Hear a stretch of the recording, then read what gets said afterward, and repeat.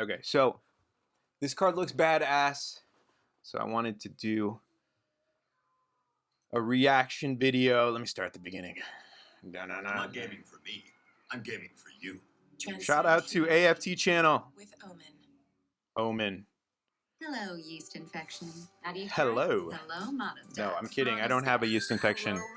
Everyone out there, no, I don't have a yeast infection. Okay, thank you. Oh, let me start the... Dude, this looks so good on the interior.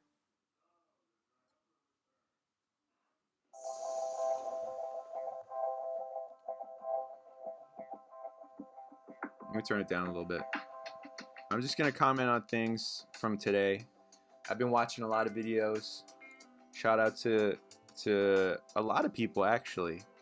No, I'm gonna stop with the shots out because I don't know. Like I don't know how people take. You know, like I realize my humor is a little. Due to its composition and a long wheelbase, the MEV modular electric car platform enables new options in terms of body proportions and design, as the high-voltage battery for the drive system is fully incorporated into the underbody. And because electric vehicles don't have a transmission tunnel, the space available for rear seat passengers is also particularly generous. Just as with the SUV, the Coupé's interior features holistically coordinated design selection. Dude, I love the trim. Throwing trim with a little bit of lines from a different color, that's really cool. The clear structure of the choices available, including 10 cleverly arranged themed packages and select individual options, make car configuration much easier. Standard features include a 13-inch central infotainment screen and the 5.3-inch digital cockpit, which can optionally be supplemented by a head-up display with augmented reality. I love those seats. Those seats are gorgeous. And I mean, I don't know.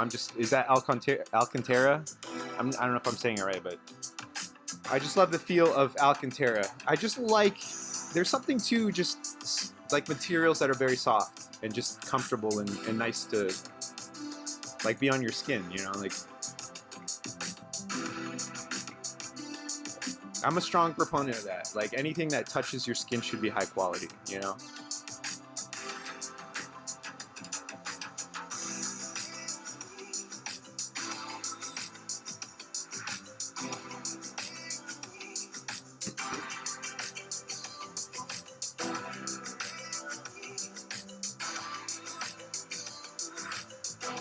Oh, so no, I do want to send a shout out to RGT85. I was thinking about, you know, Sony's acquisition of Bungie, and I don't like, you know, I don't involve myself in like, that's like above my reality, right? I'm just a regular guy. So, but I do think about how like in Japan you have those gaming facilities almost where different floors, and I think that really just hasn't hit the US yet.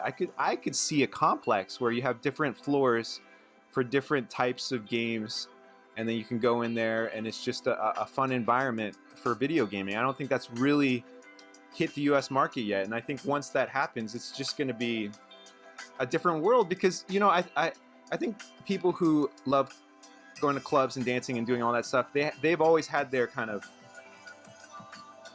facilities, I guess. But I think video games in the US haven't really, I mean, I know there's a lot of gamers, but I think as far as places to go and video game and just kind of just embrace the culture of video gaming, I don't think it has gotten to the point where where what I've seen in Japan. I wasn't there. I haven't been in Japan in a few years, so like my information is probably outdated. But I look forward to seeing that. I look forward to seeing who knows, maybe even like a video game tech city. You know, that would be cool too.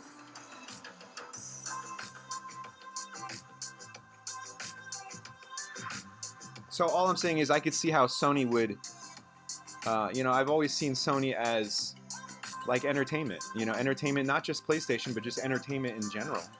And then, you know, this is from when I grew up, Microsoft is more, you know, your business, your military, your, you know, they got their, you know, here's the thing. I've noticed Microsoft has ties to almost everything. So, I mean, it's always been like that. So I don't know. It's not really changing. Maybe the perception's changing, but I think the people who have been involved in certain areas, fields, it's been that way forever. You know, like if you look at John F. Kennedy's inaugural, his moon speech, he talked about how I believe it was like 49 of the satellites during the 70s were United States satellites. That's I think 50% of the satellites during that time. So the reality is like, you know, everyone's like I was talking to my wife, the whole concept of being tracked, like that's been going on for like 50 years. Like it's not new, you know, like everything you've posted probably for your whole lifetime, unless you're like 60 plus years, or who even knows. I'm just saying, like, technology that you see that's developed, I think there's a lag time between when the tech is developed and it's actually in the mainstream. I mean, you notice that in law enforcement. You know, like the competitive shooting world is probably like 10 or 50. I don't know how it is now because I'm not in that world anymore, but from what I saw, you know, the competitive, what the equipment that was being used in the competitive world, the tip of the spear, the cutting edge, right? Where every second counts, everything is about speed, performance. They're like 10 years ahead of it trickling down into the world of law enforcement. And I think because of the cost, you know, obviously the cost, like it's very expensive.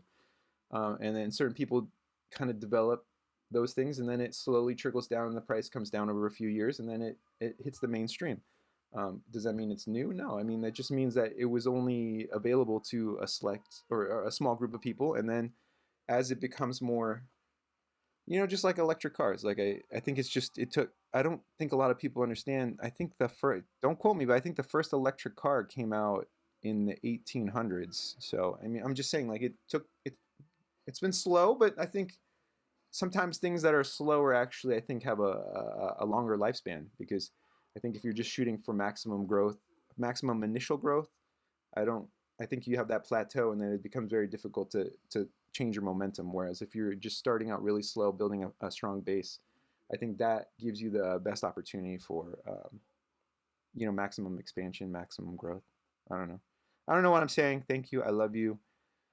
I can't do reactions to it. Like, I want to, like, I think about, like, when I see people's videos, I think about stuff, but I'm like, dude, I get exhausted thinking sometimes. I think I realized, for me, I like to work a few hours, then like take a nap, then like work really hard again, like for a few hours, and like take a nap. Like, my days, like, I finally found like the routine that I like, and I don't know if I could ever go back to working in like a regular job, just because the way that I work is not something that's like, you know, acceptable for like an office environment. I've always had jobs where I was kind of able to just do my own thing. I was kind of like free to just, as long as I accomplished all the tasks that were necessary and I did it, you know, to a certain standard, or my own standard. And literally every place I've worked, people just, they let me just do my job. But well, actually my wife's the same way. So, because my wife is my employer now. You know, I mean, if I'm honest with myself, you know, she's the one that goes to work and I'm the one that stays home and makes sure that everything is running correctly. And I'm doing my best. It's a transitional period, and I've changed. As my life has changed, I've also kind of evolved too, and I feel like I've become more comfortable in what I'm doing. I really enjoy this. Like, I really enjoy it. And I think it's really about letting go of the perception of you know, how I do things doesn't fit into how other people do things, but I think that's okay. You know, I think maybe we will move to a time where your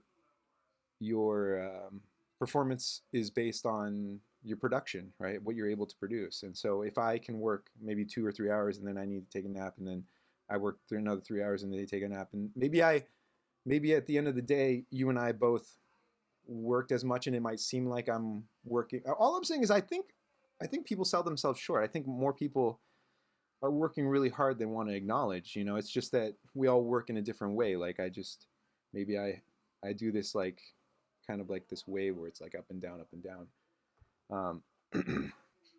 And I'm not saying that I always do that. Like, I there's times when I need to sleep like 10 hours, or there's times when I sleep, like, I'll sleep like in the middle of the day, and then I'm like, I don't know. Like, I don't know. I just try to listen to my body. Okay, I'm gonna stop. I'm just rambling now. I love you. Have a good day.